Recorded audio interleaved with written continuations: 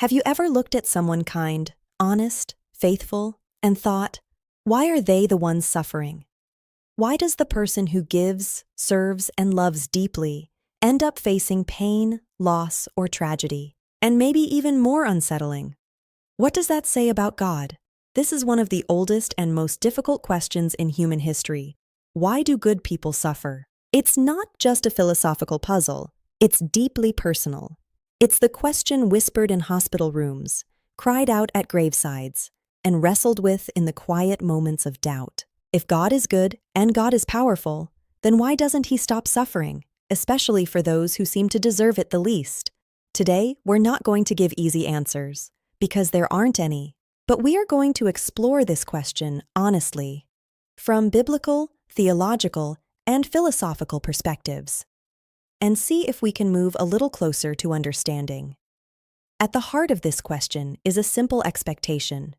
Good people should be rewarded. Bad people should face consequences. That's how justice feels like it should work. So when reality doesn't match that expectation, it creates tension. We see selfish people succeed, and compassionate people suffer. And something in us says, this isn't right. But here's the uncomfortable truth. Life doesn't operate on a simple moral scoreboard. And if we're honest, even defining good people is more complicated than it seems. The Bible doesn't ignore this question. It confronts it head-on. One of the most powerful examples is the story of Job. Job is described as blameless, upright, someone who feared God and avoided evil. And yet, he loses everything: his wealth, his children, his health.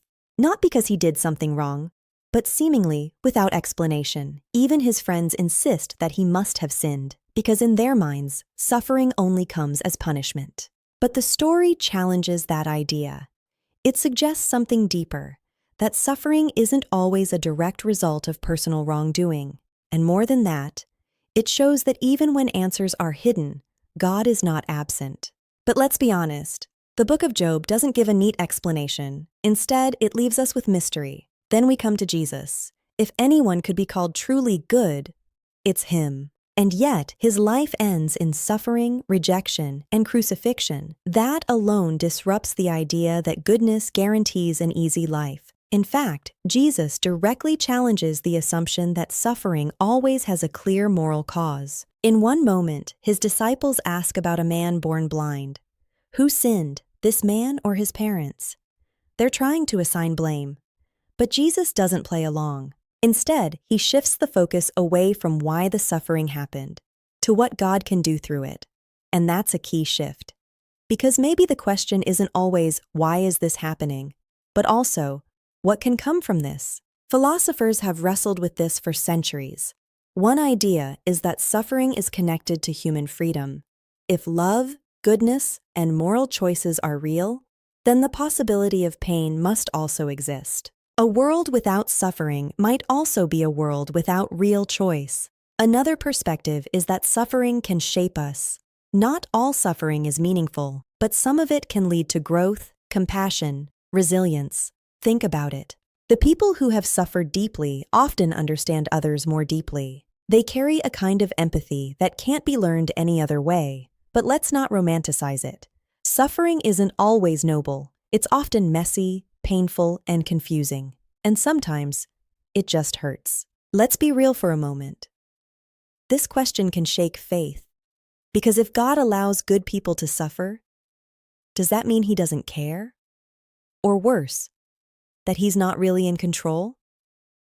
These are honest doubts, and they deserve honest space. But here's something worth considering. The Christian story doesn't present a distant God who watches suffering from afar. It presents a God who enters into it, who experiences pain, loss, rejection, a God who suffers with humanity. That doesn't erase the pain, but it changes the picture. It means suffering isn't something we face alone. Still, that may not answer every question. And that's okay. Faith doesn't require pretending everything makes sense. So where does that leave us? Maybe with less certainty, but deeper honesty.